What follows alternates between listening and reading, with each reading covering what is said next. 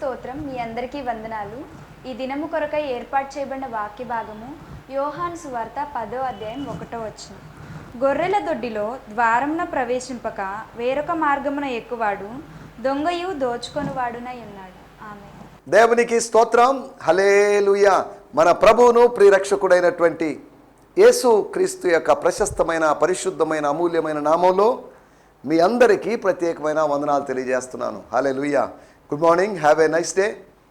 ఇది దేవుడు మనకు అనుగ్రహించిన దినము. దేవుడు మన ఆయుష్ను పొడిగించాడు. ఈ దినము ఆయన కోసం మనం ఫలించాలని, ఆయన కోసం పని చేయాలని, ఆయన కోసం ఏదో ఒకటి చేయాలని, దైవ రాజ్యం యొక్క పని నిమిత్తం, దేవుని రాజ్యం యొక్క వ్యాప్తి నిమిత్తం ఏదో ఒకటి చేయాలనేటువంటి ఉద్దేశంతో దేవుడు మనల్ని ఇక్కడ నిలబెట్టాడని, లేకపోతే ఈ దినం మనల్ని నిలబెట్టాడని మనం అర్థం చేసుకోవాలి. యోసేపు ముందుగా పంపించబడ్డాడు ఒక ఉద్దేశం. ఎస్తేరు సింహాసనం మీద కూర్చుండబెట్టబడింది ఒక ఉద్దేశం. ఈ సమయం కొరకు, లేకపోతే ప్రతికూల పరిస్థితులను ఎదుర్కోవడానికి కోసం, సంక్షోభాలను సంధించడం కోసం దేవుడు మనల్ని ఇక్కడ నిలబెట్టాడని నేను భావిస్తున్నాను. ఈ దినం మనల్ని నిలబెట్టాడని భావిస్తున్నాను. దేవునికి స్తోత్రం. హల్లెలూయా. స్తోత్రం. ఈ సమయంలో మన దేవుని వాక్యాన్ని ధ్యానించుకోబోతున్నాం. నిన్నటి ఎపిసోడ్లో మీ గుడ్డితనం నిలిచి ఉన్నది అంటే, మీరు గుడ్డివాళ్ళ, మేము గుడ్డివాళ్ళమా అని అడిగినటువంటి వారి ప్రశ్నకు జవాబుగా ప్రభు చెప్పినటువంటి మాటలు మనం ఆలోచించాం. నిలిచి ఉన్నటువంటి గుడ్డితనం, the abiding blindness or the remaining blindness అనే దాని గురించి మనం మాట్లాడుకున్నాం. వాళ్ళని గుడ్డివాళ్ళు అని అంటున్నామంటే, అనడానికి కారణం ఏంటంటే వాళ్ళు దొంగలు అనే సంగతిని గ్రహించుకోనలేదు. మలాకీ గ్రంథం 3వ అధ్యాయంలో మేము దొంగలం ఏంటండి, మేము దొంగలించుకున్నామా, లేదే అని అన్నప్పుడు, తమను తాము సమర్థించుకోవాలని ప్రయత్నం చేసినప్పుడు, మానవ దృష్టిలో వాళ్ళు దొంగలు కాదు, వాళ్ళ సొంత మనసు దృష్టిలో, లేదా వాళ్ళ సొంత ఆలోచనల దృష్ట్యా వాళ్ళు దొంగలు కాదు. కానీ స్వర్గపు విధానంలో, స్వర్గపు కోణంలో చూస్తే, మీరు దశమ భాగం ఇవ్వకపోవడం వలన, దశమ భాగాన్ని చెల్లించకపోవడం వలన, దశమ భాగాన్ని దేవుని మందిరానికి తీసుకొని రాకపోవడం వలన, అలాగా దశమ భాగాలు ఆగిపోవడం వలన, మందిరములో ఆహారము లేకపోవడం వలన, స్తోత్రం హల్లెలూయా, మీరు దొంగలైపోయారు. మీరు అంటే ఇశ్రాయేలు ప్రజలందరూ, అనగా చెరలో నుంచి వచ్చినటువంటి దేవుని ప్రజలు, అనగా కొత్త నిబంధనకి లేకపోతే ముందుగా, అనగా నిశ్శబ్ద కాలానికి ముందుగా, అంటే మొదటి శతాబ్దానికి ఒక 500 లేదా 600 లేకపోతే ఇంకాస్త యువతలుగా అన్ని సంవత్సరాల ముందు ఉన్నటువంటి ప్రజలను ఉద్దేశించి, ఆనాటి ప్రజలు దొంగలించినట్లుగా మనం కూడా దొంగలిస్తున్నాం. దేవుని సమయాన్ని దొంగలిస్తున్నాం, దేవునికి రావలసిన మహిమను దొంగలిస్తున్నాం. మనం దొంగలించేటువంటి విషయాలు ఎన్నో ఉన్నాయి. వారు కేవలము ఆర్థిక పరంగా దొంగలుగా ఉన్నారు, మనం అనేక విషయాల్లో దొంగలా కనిపిస్తున్నాం. దొంగలే కాదు, వాళ్ళు మొదటి శతాబ్దంలో, అనగా యేసుక్రీస్తు కాలంలో దేవాలయాన్ని దొంగల గుహగా మార్చారు. దొంగలే దొంగల గుహను తయారు చేశారు. దొంగల నివాసం ఉండాల్సినటువంటి స్థలము దొంగల గుహ.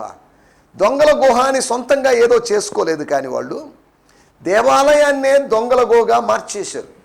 యేసు ప్రభు రూపాంతరం పొందాడు, కానీ యేసు ప్రభు బోధించినటువంటి, యేసు ప్రభు పెరిగినటువంటి దేవాలయాన్ని వాళ్ళు దొంగల గుహగా రూపాంతరం చేశారు. వాళ్ళు స్వయంగా రూపాంతరం పొందలేదు, కానీ వాళ్ళందరూ కలిసికట్టుగా దేవాలయాన్ని రూపాంతరపరిచారు.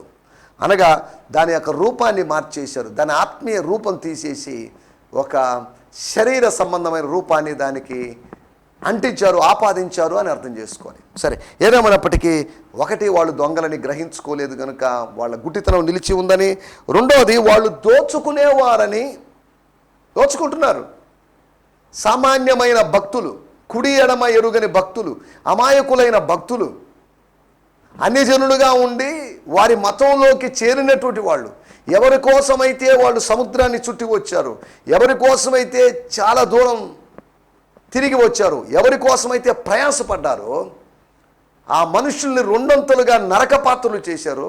ఆ రెండంతులు నరక పాత్రలుగా చేయబడినటువంటి ప్రజల దగ్గర నుంచి దోచుకుంటున్నారు. దొంగ దోచుకోవడం, తర్వాత వాళ్ళు దాన్ని గ్రహించలేదు.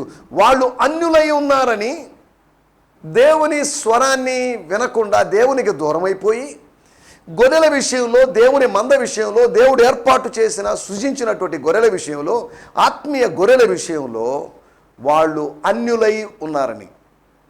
అన్యజనుల్లోంచి వచ్చి ఉండొచ్చు, మేము అన్యజనులం కాదు అని అతిశయించవచ్చు, మేము ఆధిక్యత కలిగిన ఆత్మీయులమని అతిశయించవచ్చు. కానీ యేసుప్రభు చెప్పిన మాట, మీరు అన్యజనులు, మీరు అన్యులు, యువర్ స్ట్రేంజర్స్. మీ స్వరాన్ని గొర్రెలు వినవు, మీ స్వరాన్ని మీరు మాత్రమే వింటారు. మీ స్వరాన్ని గొర్రెలు వినే అవకాశం లేదు, మీ స్వరాన్ని విశ్వాసులు వినే అవకాశం లేదు. వింటారు, వినుట మట్టుకు వింటారు, గ్రహించరు అన్న స్థితిలో ఉంటారు. మీరు మీ స్థాయిలో మీలాంటి మనుషులకే చెప్పుకోగలరు, కానీ లో స్టాండర్డ్కో హై స్టాండర్డ్కో చెప్పుకోలేని స్థితిలో ఉన్నారు. మీరు శరీర సంబంధమైన స్థాయిలోనే ఉండి శరీర సంబంధమైన ప్రజలతోనే మీరు కమ్యూనికేట్ చేయగలరు, వాళ్ళతోనే కన్వే చేయగలరు. కానీ గొర్రెలతో మీరు కన్వే చేయలేరు. గొర్రెల కాపరి తోటి గొర్రెల కాపరులతో మెసేజ్ కన్వే చేయడం కాదు, కానీ గొర్రెల కాపరి గొర్రెలతో ఒక సందేశాన్ని ఆయన పంపిస్తున్నాడు, గొర్రెలకు ఒక సందేశాన్ని అందిస్తున్నాడు, డైరెక్షన్ ఇస్తున్నాడు, దిశా నిర్దేశం చేస్తున్నాడు. ఇక రాయబడిన మాటలు మూడవదిగా, వాళ్ళు అన్యులు అనేటువంటి సంగతి వాళ్ళు గుర్తించలేదు. నాలుగో విషయము, వారు జీతగాళ్ళు అనేటువంటి సంగతిని గుర్తించలేదు. వాళ్ళు వాలంటరీ వాళ్ళు కాదు, మతపరమైనటువంటి పోగైనటువంటి దోచుకున్నటువంటి డబ్బును పంచుకుంటూ వంచన చేస్తూ జీవిస్తున్నటువంటి జీతగాళ్ళు, గొర్రెలను లక్ష్యం చేయనటువంటి జీతగాళ్ళు. వాళ్ళలో కొందరున్నారు కాపరులు, కానీ అనేకులు జీతగాళ్ళుగా ఉన్నారు. కూలీ కోసం ప్రవచించేవాళ్ళు, డబ్బుల కోసం పనిచేసేవాళ్ళు, ధనం కోసం దేవుని సేవ చేసేటటువంటి వాళ్ళు, జీతం ఎంత వస్తుంది అని అడిగేవాళ్ళు. పౌలులాగా సువార్తను ఉచితంగా ప్రకటించుటే నాకు జీతము అని చెప్పలేని వాళ్ళు. ఎంత విచారకరం చూడండి, దేవుని స్తోత్రం. వాళ్ళు జీతగాళ్ళు అనే సంగతి యేసు ప్రభు జీతం తీసుకుంటున్నారు, కానీ జీతగాళ్ళు అనే సంగతి యేసు ప్రభు వాళ్ళకి గుర్తు చేయాల్సి వచ్చింది. ఐదవదిగా మనం ఆలోచిస్తే, వారు తోడేళ్ళు. వాళ్ళు క్రూరమైనటువంటి వాళ్ళు, చీల్చేటువంటి వాళ్ళు. వాళ్ళు గొర్రెలు కాదు, వాళ్ళని తోడేళ్ళు అని యేసు ప్రభు అన్నప్పుడు వాళ్ళు గొర్రెల లాంటి స్వభావాన్ని కోల్పోయారని, సాధు స్వభావం పోయి క్రూర స్వభావం వాళ్ళలో వచ్చిందని. మనలో సాధు స్వభావాన్ని మనం కోల్పోకూడదు, ఒక సరళతను మనం కోల్పోవడానికి వీల్లేదు, సింప్లిసిటీ ఇన్ క్రైస్ట్ని మనం పోగొట్టుకోవడానికి వీల్లేదు. దేవుని స్తోత్రం. క్రీస్తులో ఉన్నటువంటి, క్రీస్తు ఎడల ఉన్నటువంటి సరళతను కోల్పోయినప్పుడు మనం మోసగించబడతాం, లేదా మనమే మోసగిస్తాం, లేదా తోడేళ్ళలాగా మారిపోతాం. ఒక రూపాంతరం జరుగుతుంది, గొర్రె తోడేలుగా మారేటువంటి రూపాంతరం. దేవాలయము దొంగల హోగా అయినట్టు రూపాంతరం గురించి మాట్లాడుకున్నాం ఇందాక. ఇప్పుడు అలాగే గొర్రె తోడేలైంది, ఈ తోడేలు గొర్రెలకు శత్రువుగా, బద్ధ శత్రువుగా మారింది. కాబట్టి యేసుప్రభు చెప్తున్న మాటలు, మీ గుడ్డితనము నిలిచి ఉంది అనగా మీ కనులు తెరవబడలేదు, మీ కనుల నుంచి పొరల వంటివి రాలేదు అన్నట్టుగా చెప్తున్నాడు. స్తోత్రం. సమయంలో రండి చిన్న ప్రార్థన చేసుకుందాం. చిన్న ప్రార్థన చేసుకొని ఈ దినపు నేటి సందేశంలోకి మనం వెళ్దాం. ప్రార్థన చేసుకుందాం. పరిశుద్ధుడైన మా దేవా, మీకు వందనాలు. మాకిచ్చిన మంచి దినము కొరకై మీకు వందనాలు. మేము గుడ్డివాళ్ళమో కాదో మేము ఎరిగి ఉండాలి. ఒకవేళ మేము గుడ్డివాళ్ళమని ఎరిగి ఉంటే మా కన్నులు తెరవబడాలని మేము ప్రార్థించాలి, మిమ్మల్ని కోరాలి, మీ సహాయం కోరాలి. శిలోయము కోనేటి దగ్గర కడుక్కోమని చెప్పి ఒక వ్యక్తి యొక్క గుడ్డితనాన్ని మీరు తొలగించినట్లుగా మా ఆత్మీయ అంధత్వాన్ని మీరు తొలగించాలి. ఈ యుగ సంబంధమైనటువంటి దేవత మా మనోనేత్రాలకు గుడ్డితనం కలుగు చేసి ఉండగా, శిలోయములో నీళ్లు కాదు ప్రభువా, నీ మాట చొప్పున నీ వాక్య జలముతోనే మా గుడ్డితనం పోగలదని మేము భావించి మిమ్మల్ని స్తుతిస్తున్నాం. ఈ సమయంలో ప్రభువా, మీరు మాతో మాట్లాడబోతున్నందుకు మీకు వందనం చేయిస్తున్నాం. నరపుత్రుడా, నీవు చక్కగా నిలబడుము, నేను నీతో మాట్లాడతానని చెప్పారు. ఈ కార్యక్రమం వీక్షిస్తున్నటువంటి మీ ప్రజలు, నా ఆత్మీయ బంధువులైనటువంటి వీక్షకులను బట్టి మీకు వందనం చేయిస్తున్నాను. వారు కూడా ఆత్మ సంబంధంగా చక్కగా నిలబడిన వారే మీ స్వరం విని, మీ దాసుని ద్వారా మీ స్వరాన్ని విని మీరు ఆశించిన రీతిలో అభివృద్ధి పొందగలడు సహాయం చేయమని అడుగుకుంటున్నాను. సమయంలో ప్రభా, చేరినటువంటి వారిని యూట్యూబ్ ద్వారా ఈ ప్రసారం జరిగిన తర్వాత కూడా వినేవాళ్ళు ఉన్నారు. వారందరిని బట్టి మీకు వందనం చెల్లిస్తూ ముందున్న సమయం మీరు మాకు ఆశీర్వాదకరంగా మార్చమని యేసుక్రీస్తు నామములోనే ప్రార్థించి ఈ కార్యక్రమాన్ని, ఈ సందేశాన్ని ఆరంభిస్తున్నాం మా పరమ తండ్రి. ఆమేన్, ఆమేన్. దేవునికి స్తోత్రం. మరొక పర్యాయం మీకు ప్రత్యేకమైన వందనాలు తెలియజేస్తున్నాను. రండి, మన సమయము కొద్దిగా ఉంది, ఇంకొక 16 నిమిషాలు మాత్రమే ఉంది. ఈ 16 నిమిషాలు కొన్ని విషయాలు మనం తెలుసుకోవాలి, అనగా కొన్ని విషయాలు గ్రహించాలి, అనగా దేవుడు మనతో మాట్లాడాలి, అనగా సత్యవాక్య విభజన, సరైన విభజన జరగాలి. Rightly dividing the word of God అనేటువంటి ఎక్స్పీరియన్స్ జరగాలి. ఇది పరిశుద్ధాత్మ సహాయంతో జరగాలి. మనము ఏదైనా మన ధ్యాన నిమిత్తమై యోహాను సువార్త 10వ అధ్యాయము 1వ వచనం. యోహాను సువార్త 10వ అధ్యాయం 1వ వచనం. గొర్రెల దొడ్డిలో ద్వారములో ప్రవేశించకుండా వేరొక మార్గమున ఎక్కువాడు దొంగయు దోచుకొనువాడునై ఉన్నాడు.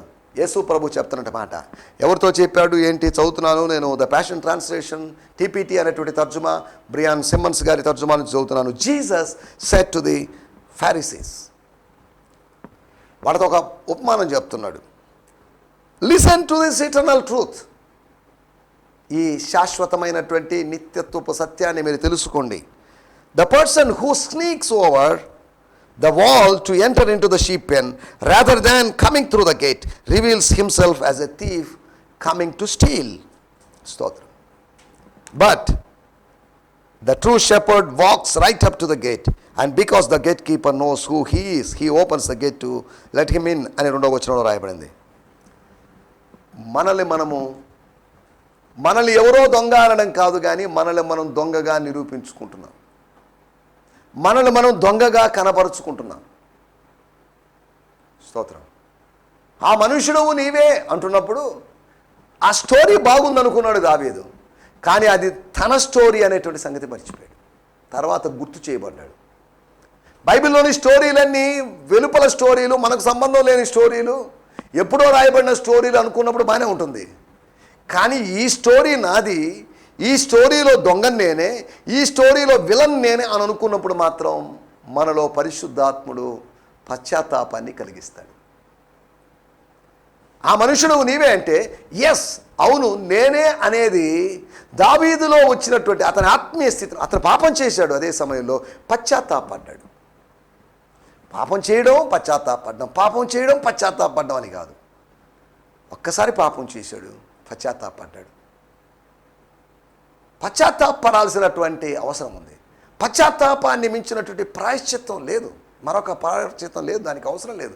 చాలు, confession is enough, conviction is enough. Oh I'm sorry అని నాతాను ప్రవక్తతో చెప్పాలని నాతాను ప్రవక్త ఎక్స్పెక్ట్ చేయలేదు. దేవునితో చెప్పుకుంటే చాలు. ఏదన్నా జరిగింది అనుకుంటే అక్కడ ప్రత్యక్ష సాక్షిగా నాతాను లేడు, కానీ నాతాను ఉన్నట్టుగా స్టోరీ చెప్పాడు. స్టోరీని అనడంలో నాతాను క్రియేట్ చేసిన స్టోరీ కాదు ఇది. దేవుడే ఒక స్టోరీ గురించినటువంటి థాట్ని, స్టోరీ గురించినటువంటి ఆలోచన నాతాను ప్రవక్తకు అనుగ్రహించాడు. ఈ స్టోరీ తీసుకొని వెళ్ళి, రాజా మీకు కథలు ఇష్టం అనుకుంటాను, ఒక కట్టు కథ, ఒక పెట్ట కథ వింటారా, దీని సారాంశం చెప్తారా, దీని జడ్జిమెంట్ ఇస్తారా అన్నట్లుగా అడిగినప్పుడు, ఇదిగో ఈ స్టోరీలో పలాని విలన్ ఎవరో తెలుసా? హీరో చనిపోయాడు, విలన్ బతికున్నాడు, విలన్ చేసినటువంటి పని అక్కడ ప్రస్తావించబడింది, విలన్ హీరోను చంపేశాడు అని ఇలా మాట్లాడి ఎవరి గురించి ఏంటి? మెల్లగా అతనికి ఏదో స్ఫురించడం ఆరంభించింది. ఫైనల్గా చెప్పాడు, ఆ మనుషుడు 4 రెట్లుగా శిక్ష పొందాల్సిందే, 4 అంతలు చెల్లించాల్సిందే. ఆ మనుషుడు ఎవరో తెలుసా? ఎవరో కాదు, నువ్వే. ఆ మనుషుడు నీవే. You are that person. పరిశుద్ధాత్మ దేవుడు మనతో సూటిగా చెప్తున్నాడు, ఆ మనుషులు మీరే, ఆ వ్యక్తి నువ్వే, ఆ సహోదరి నీవే, ఆ సహోదరుడు నీవే. ఏదేదో నువ్వు చేసి ఉండొచ్చు, వాటన్నిటి గురించి నీ కనులు ఎదుట వరుసగా ఉంచి నేను గద్దిస్తాను. కథ చెప్పి దావీదును గద్దించగలిగిన వాడు దేవుడు ప్రవక్త ద్వారా. అలాగే నీ కనుల ముందు దేవుడు ఉంచి నిన్ను గద్దించి నిన్ను సరిచేసి నిన్ను మరలా తన బిడ్డగా స్వీకరించడానికి సిద్ధంగా ఉన్నాడు. నేను ఒక సోమరిపోతుగాను, ఒక బాధ్యత లేనివాడుగాను చూడడం ఆయనకి ఇష్టం లేదు, కానీ ఒక బాధ్యత కలిగినట్టు వ్యక్తిలాగా నేను మార్చాలనేది దేవుని యొక్క ఉద్దేశం. You should be a responsible person. స్తోత్రం, హల్లెలూయా. మనం ఆలోచిస్తున్న విషయాల్లోకి వచ్చేద్దాం. ఇక్కడ రాయబడిన మాటలు వాళ్ళకి పరిశీలన ఉద్దేశించి ఒక కట్టుకథ కాదు, కానీ ఒక ఉపమానం చెప్తున్నాడు. మెటాఫర్ అని, అలిగరీ అని, లేదా పారబుల్ అని, ఎగ్జాంపుల్ అని, ఇలస్ట్రేషన్ అని, ఇలా వేరు వేరు విధులుగా దాని వేరు వేరు తర్జుమాలు దీని గురించి చెప్పడినప్పటికీ ముందు ఆ ఉపమానం యొక్క ప్రజెంటేషన్ చూస్తున్నాం, తర్వాత దాని ఎక్స్ప్లెనేషన్ చూస్తున్నాం, తర్వాత దాని అప్లికేషన్ చూస్తున్నాం. మొదటి కొన్ని వచనాల్లో, అనగా మొదటి 5 వచనాల్లో ఆయన ఉపమానం చెప్పేశాడు. తర్వాత 8వ వచనం నుంచి 18వ వచనం వరకు ఆయన దాని ఎక్స్ప్లెనేషన్ ఇచ్చాడు. తర్వాత దాని యొక్క అప్లికేషన్ చెప్తున్నాడు. 26 నుంచి 29వ వచనం వరకు అప్లికేషన్ చెప్తున్నాడు. అనగా ఉపమానం వాళ్ళు అడగలేదు, యేసుప్రభు చెప్పాడు. ఉపమానం వాళ్ళకి అర్థం కాలేదు, యేసుప్రభు వాళ్ళు అర్థం కాలేదు, మాకు ఎక్స్ప్లెయిన్ చేయమని వాళ్ళు అడగలేదు. అయినప్పటికీ యేసు అర్థం కానట్టుగా మొఖాలు వేసుకున్నట్టు వాళ్ళతో ఆయన దాని అర్థాన్ని చెప్పాడు. అడగకుండానే అర్థం చెప్పాడు. అడిగిన అర్థం చెప్తాడు, అడిగిన శిష్యులకు అర్థం చెప్పాడు. అడగనటువంటి ప్రత్యర్థులైనటువంటి, అడగనటువంటి పరిసయ సోదరులకు ఆయన ప్రతిపదార్థాన్ని, లేకపోతే దాని యొక్క సారాంశాన్ని చెప్పాడు, వివరణ ఇచ్చాడు. అంతేకాదు దాని యొక్క అప్లికేషన్ కూడా, దాని యొక్క అన్వయింపు. అనగా ఒక ఉపమానం చెప్పాడు, ఉపమానంలో నుంచి ఉపదేశం ఇచ్చాడు, ఉపదేశం యొక్క ఉపసంహారం ఏంటి అని కూడా చెప్పాడు. దాని యొక్క కన్క్లూషన్ ఏంటని చెప్పాడు. ఒక ఉపమానం, ఆ ఉపమానంలో దాగి ఉన్న ఉపదేశం, అంతేకాకుండా ఆ ఉపదేశపు ఉపసంహారం అనగా ఎండింగ్, క్లోజింగ్, లేకపోతే దాని కన్క్లూషన్ ఏంటి అనేది చెప్పుకుంటూ వచ్చాడు. ఒక కథ చెప్పి దాని సారాంశం చెప్పినట్లుగా, దాని నీతి చెప్పినట్లుగా యేసుప్రభు ఇక్కడ మాట్లాడినట్లు మనం అర్థం చేసుకోవాలి. దేవుని స్తోత్రం, హల్లెలూయా. మనం ఆలోచించాల్సిన మాట, మన టైటిల్ చూడండి, అద్వితీయమైనటువంటి సంగతులు. అద్వితీయ సంగతులు, యునిక్ థింగ్స్, అనగా ద్వితీయము కానటువంటి సంగతులు, అనగా ఒకే ఒక సంగతులు, లేకపోతే ఒకే ఒకటిగా ఉంది అని చెప్పబడిన సంగతులు.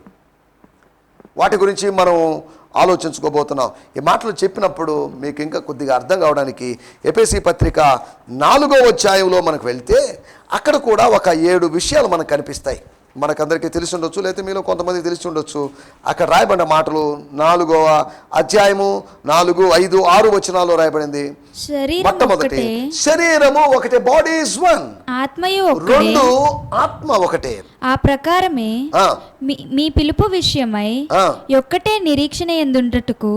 మూడోది, నిరీక్షణ ఒకటే, హోప్ ఒకటే. 2 నిరీక్షణలు 3 నిరీక్షణలు ఉన్నాయని, 3 శరీరాలు 3 ఆత్మలు ఉన్నాయని కాదు. ఆత్మ, శరీరము, నిరీక్షణ ఒకటే. There is only one hope, the hope of your calling.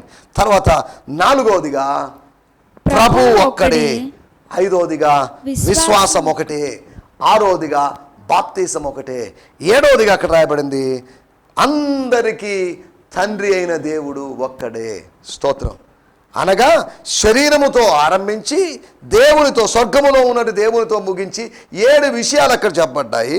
శరీరం ఒకటే, ఆత్మ ఒకటే, నిరీక్షణ ఒకటే, అంతేకాకుండా ప్రభు ఒకటే, విశ్వాసం ఒకటే. ప్రభు ఒకటే అంటే యేసు ప్రభువును ఉద్దేశించి, ప్రభు ఒక్కడే, దేవుడు ఒక్కడే, ఆత్మ ఒకటే. అనగా త్రిత్వము యొక్క ప్రస్తావన మనం ఇక్కడ చూడగలం. 3 ఉన్నాయి. ఆత్మ ఉంది. ఆత్మ అనే చోట మన తెలుగు బైబిల్స్లో అక్కడ కొద్దిగా బోల్డ్గా పెద్ద అక్షరాలతో రాయబడింది. ఆత్మ అలా చెప్పబడినప్పుడు దేవుని ఆత్మ, పరిశుద్ధాత్మను ఉద్దేశించి అని అర్థం చేసుకోవాలి. శరీరం ఉంది, శరీరాన్ని పక్కన పెట్టేసింది.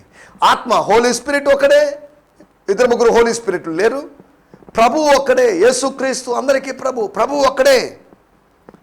తర్వాత దేవుడు ఒక్కడే, తండ్రి, కుమార, పరిశుద్ధాత్మ అని చెప్పండి. త్రిత్వంలోని 3 వ్యక్తుల యొక్క ప్రస్తావన తీసుకొచ్చాడు. వాళ్ళ 3 ఒకటే. తర్వాత శరీరం ఒకటే అన్నాడు, తర్వాత నిరీక్షణ ఒకటే అన్నాడు, తర్వాత విశ్వాసం ఒకటే, బాప్తిసం ఒకటే అన్నాడు. అలా ఒకటే అని చెప్పబడిన విషయాలు మనకు 7 విషయాలు మనం కనుగొలం.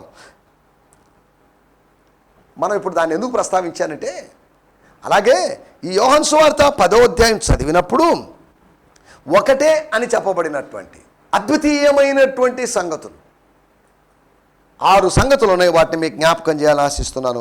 మొట్టమొదటిగా 10వ అధ్యాయము 1వ వచనం, యోహాను సువార్త 10వ అధ్యాయం 1వ వచనం. మన మూలవాక్యం చదవాల్సిన అవసరం లేదు, మనం చదువుకున్నాం కనుక.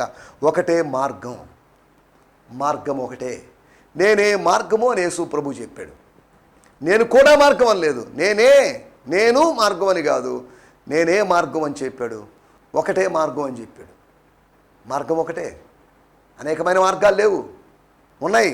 విశాల మార్గము, ఇరుకు మార్గం ఉంది. ఇరుకు మార్గం ఒకటే. విశాలమైన మార్గం ఉంది, దాంట్లోంచి అనేక మంది వెళ్తున్నారు. లోక సంబంధులు అనేకులు వెళ్తున్నారు, శరీర సంబంధమైన వాళ్ళు అనేకులు వెళ్తున్నారు, పాపం చేసే వాళ్ళు అనేకులు వెళ్తున్నారు, భక్తిహీనులైన వాళ్ళు అనేకులు వెళ్తున్నారు. కానీ ఇరుకు మార్గంలో కొద్దిమంది, అనగా పరిశుద్ధులైన వారు, ప్రార్థనాపరులైన వారు, భక్తులైనటువంటి వారు, అనగా లోకములోని విషయాలు తమకు కావాలని, లోకము కావాలని, లోకములో పబ్లిసిటీ కావాలని, లోకములో పేరు ప్రఖ్యాతులు, ధనము, ఇంకా ఏదైనా కావాలని ఆశించకుండా ఉన్నవాళ్ళు, లోకమునికి మరుగై ఉన్నా పర్లేదు, దేవుని దృష్టికి చూడబడితే చాలు, దేవుని దృష్టిలో కనబడితే చాలు అన్నట్టుగా ఉన్నవాళ్ళు ఆ చిన్న మందగా, శేషముగా ఆ ఇరుకు మార్గం గుండా వెళ్తున్నారు. దాన్ని కనుగొను వారు కొందరే అని మత్తయి సువార్త 7వ అధ్యాయంలో రాయబడింది. దేవుని స్తోత్రం, హల్లెలూయా. మనం ఆలోచిస్తున్న మాట ఒకటే మార్గం. This only one way. రెండో విషయాన్ని మీకు జ్ఞాపకం చేస్తాను. 10వ అధ్యాయము 5వ వచనం, అనగా యోహాను సువార్త 10వ అధ్యాయము 5వ వచనం. అన్యుల స్వరము అవి ఎరుగవు గనుక అన్యుని ఎంత మాత్రము ఎప్పటికీ అన్యుని వెంబడింపక వాని యొద్ద నుండి పారిపోవునని మీతో నిశ్చయంగా చెప్పుచున్నానని వారితో అనెను. ఆమేన్. అన్యుని స్వరము. అన్యుడు ఉన్నాడు, అన్యులు ఉన్నారు. సరే, ఇప్పుడు ఎవరు ఏంటి అనే దానిలోకి వెళ్ళలేదు. అనగా గొర్రెలకు నచ్చిన స్వరం, గొర్రెలు మెచ్చిన స్వరం, గొర్రెలు విన స్వరం, గొర్రెలు ఎరిగిన స్వరం, గొర్రెలు వెంబడించేటువంటి స్వరం, ఒకే ఒక స్వరం. అది కాపరి స్వరం మాత్రమే. ద్వారపాలకుని స్వరం అని కాదు, అన్యుని స్వరం అని కాదు, లేకపోతే తోడేలు స్వరం అని. తోడేలు స్వరాన్ని గుర్తిస్తాయి, అర్థమైపోయింది. శత్రు స్వరం అని అర్థమైపోయింది. జాగ్రత్తగా ఉంటాయి, అవి అలర్ట్గా ఉన్నాయి. అన్యుని దగ్గర నుంచి అవి పారిపోతున్నాయి, తప్పించుకొని పోతున్నాయి, వెళ్ళిపోతున్నాయి అనేటువంటి సంగతులు మనకు అర్థం చేసుకోవాలి. స్తోత్రం. అనగా రెండో విషయం, there is only one voice. ఒకే ఒక స్వరం ఉంది, అది దైవ స్వరం. అంటే మిగతా స్వరాలు లేవా? ఉన్నాయి, కానీ ఒకటే స్వరము. గొర్రెలు వెంబడించడానికి ఒకే ఒక కాపరి స్వరం. అనేక మంది కాపరులు లేరు, కాపరి ఒక్కడే. అనగా ఆత్మల కాపరి, ప్రధాన కాపరి, మంచి కాపరి అయిన ప్రభు ఒక్కడే అనే విషయం మీకు గుర్తు చేయడానికి చెప్తున్నాను. మూడో విషయాన్ని నేను మీకు జ్ఞాపకం చేస్తాను. యోహాను సువార్త 10వ అధ్యాయము 8వ వచనం. గొర్రెలు పోవు ద్వారమును నేనే, నాకు ముందు గొర్రెలన్నీ, అనగా మందలో చేరిన గొర్రెలన్నీ వెలుపలికి వెళ్ళినప్పుడు కాపరిని వెంబడించేటువంటి గొర్రెలన్నీ పోవు ద్వారము, లోపలికైనా వెలుపలికైనా వెళ్ళేటువంటి ద్వారము నేనే. నాకు ముందు వచ్చిన వారందరూ దొంగలను, వారు కొందరని కాదు, వారందరూ దొంగలను, దోచుకొని వారునై ఉన్నారు. స్తోత్రం, హల్లెలూయా. మూడవదిగా ఒకటే మార్గం, రెండవది ఒకటే స్వరం, మూడవది ఒకటే ద్వారం. There is only one get. Gate అనే దానికి థైరాస్ అనేటువంటి గ్రీకు పదం ఉపయోగించారు. దానికి వివరణాత్మకంగా చెప్పుకోవాలంటే దానికి అవకాశం, ఆపర్చునిటీ అనేటువంటి అవకాశం ఉందని మనం గత ఎపిసోడ్ల గురించి మాట్లాడుకున్నాం. ఇప్పుడు మాట్లాడుకునే సమయం లేదు. అలాగే 4వ విషయాన్ని నేను మీకు జ్ఞాపకం చేస్తాను. 10వ అధ్యాయము 10వ వచనం. దొంగతనమును, దొంగ ఎందుకు వస్తున్నాడు? దొంగతనమును, హత్యను, నాశనమును చేయుటకు వచ్చును గాని మరి దేనికిని రాడు. మరింత ఎక్కువగా దోచుకోవాలని, మరింత ఎక్కువగా సంపాదించుకోవాలని, రాత్రికే దొరగా మారాలని, ధనవంతుడిగా మారాలని, దొంగ బ్రతుక్కి గుడ్ బై చెప్పాలనో, అతడు ముందు స్టార్ట్ చేసేది దోచుకోవడానికి వస్తున్నాడు. అవకాశం దొరికింది, మంచి ఆపర్చునిటీ దొరికింది. ఇప్పుడు అతను దేనికి వెళ్తున్నాడంటే ఆయన హత్య చేయడానికి వెళ్తున్నాడు. దొంగ తర్వాత ఎవరిని మింగిలి వేయదామా, ఎవరిని లేకుండా చేద్దామా, వాడిని నాశనం చేయడానికి, వాడి పేరు లేకుండా చేయడానికి, వాడి జ్ఞాపకము లేకుండా చేయడానికి. ఇది వాడి యొక్క పని. వాడి యొక్క ఉద్దేశం ఒకటే, అపవాది యొక్క ఉద్దేశం ఒకటే, శత్రువు యొక్క ఉద్దేశం ఒకటే. 4వ విషయం, ఒకటే ఉద్దేశం, one aim are one Dzire, లేదా వన్ గోల్. ఏంటి అంటే హత్య చేయాలి, నాశనం చేయాలి, దోచుకోవాలి అనేది వాడి యొక్క ఉద్దేశం. తర్వాత 10వ అధ్యాయము 16వ వచనం. ఈ దొడ్డివి కాని వేరే గొర్రెలను నాకు కలవు, వేరే గొర్రెలు నాకున్నాయి, వాటిని కూడా నేను తోడుకొని రావలను, అవి నా స్వరము వినును, అప్పుడు మంద ఒకటే. స్తోత్రం. సార్వత్రిక సంఘము ఒకటే. స్థానిక సంఘాలు బోల్డ్ ఉండొచ్చు. సార్వత్రిక సంఘము యొక్క ప్రతినిధులు, reflections of the universal church are the church, common church. స్తోత్రం, హల్లెలూయా.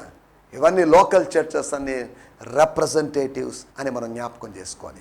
సరే, దేవునికి స్తోత్రం. 5వ విషయాన్ని మనం ఆలోచించాం, ఒకటే మంద. 6వ విషయము అదే అధ్యాయంలో లేకపోతే అదే వచనంలో రాయబడింది, అప్పుడు కాపరి ఒక్కడే. వన్ షెపర్డ్, కాపరి ఒక్కడే. కాపర్లు చాలామంది ఉన్నారు, జీతగాళ్ళు బోళ్ళు మంది ఉన్నారు. కాపర్ల కన్నా అనేక రెట్లు అధికంగా జీతగాళ్ళు ఉన్నారు. కానీ యేసుప్రభు చెప్తున్నాడు, మందలు 2గా ఉన్నాయి. 2 మందలు క్లబ్ అయినప్పుడు, ఒకటైనప్పుడు కాపరి ఒకడవుతాడు. కాపరి ఒక్కడే, 2-3 కాపరులు కాదు, కాపరి ఒక్కడే. నా మాటలు నేను ఇక్కడ ముగిస్తున్నాను. కొన్ని విషయాలు మనం ఆలోచించాం, 6 విషయాలు ఆలోచించాం. ఒకటే మార్గము అని చెప్పుకున్నాం, అంతేకాకుండా ఒకటే స్వరం అని చెప్పుకున్నాం, ఒకటే ద్వారం అని చెప్పుకున్నాం, ఒకటే ఉద్దేశం. అపవాదికి వేల ఉద్దేశాలు లేవు, ఒకటే ఒక ఉద్దేశం. అంతేకాకుండా 5వది ఒకటే మంద. దేవుడు నేను నా సంఘమును కట్టుదును, నేను నా సంఘములను కాదు, సంఘమును ఏకవచనం, నేను నా సంఘమును కట్టుదును. ఒకటే మంద, ఒకటే ఫ్లాక్, ఒకటే చిన్న మంద. దేవుని స్తోత్రం, హల్లెలూయా. ఒకటే శేషం. తర్వాత రాయబడింది ఒక్కడే కాపరి. ఆ ఒక్కడే కాపరి ఎవరో కాదు, యేసు ప్రభువే. దేవుని స్తోత్రం. దయచేసి అందరం కళ్ళు మూసుకుందాం, చిన్న ప్రార్థన చేసుకుందాం. పరిశుద్ధమైన మా దేవా, మీకు వందనాలు. మీరు మాకు వినిపించిన మాటల కొరకై మీకు వందనం చేస్తున్నాం. అద్వితీయమైన సంగతులను ప్రభా, ఒక్కటే అని చెప్పబడినటువంటి 6 విషయాలను మీరు మాకు తెలియజేశారు. మా కాపరివైన నువ్వు ఒక్కడివే, నువ్వు ఒక్కడివే మా కాపరివి. మాకు వేరే కాపరులు లేరు ప్రభువా. మా ప్రధాన కాపరి, మా ఆత్మల కాపరివైన నిన్ను బట్టి మేము స్తుతిస్తున్నాం ప్రభువా. ఇటు ఆత్మ సంబంధమైన అనుభవాల్లో ముందుకు సాగుతూ మీ కృపలో జీవించడానికి సహాయం చేయమని సకల ఘనత, మహిమ, ప్రభావాలు మీకే ఆరోపిస్తూ మా ప్రభువును ప్రియరక్షకుడైనటువంటి యేసుక్రీస్తు నామములోనే ప్రార్థించగలుగుతున్నాం మా పరమ తండ్రి. ఆమేన్, ఆమేన్, ఆమేన్. దేవుని స్తోత్రం. మీ అందరికీ వందనాలు. ప్రభు మమ్మల్ని దీవించునుగాక. ప్రభు చిత్తమైతే రేపు ఉదయకాలం ఇదే సమయంలో ఇదే ఛానల్లో, అనగా 51 శాంతి టీవీ ఛానల్లో కలుసుకుందాం. అప్పటి వరకు దేవుని కృప వెంబడి కృప మనల్ని నడిపిస్తూ బలపరచునుగాక. హల్లెలూయా. స్తోత్రం, స్తోత్రం. ఈ సందేశము మీకు ఆశీర్వాదకరంగా ఉందని నమ్ముచున్నాము. ప్రార్థన అవసరతల కొరకు మమ్మల్ని సంప్రదించవలసిన మా చిరునామా గిద్యోన్ మిషన్ చర్చ్, 6వ వీధి, శాంతినగర్, నెల్లూరు 4, ఆంధ్రప్రదేశ్. పిన్ 524004. మా ఫోన్ నంబర్లు 7036443613 మరి ఒక నంబర్ 9392293010. మా ఈమెయిల్ ఐడి gfihmi2015@gmail.com. దేవుడు మిమ్మును ఆశీర్వదించునుగాక. ఆమేన్.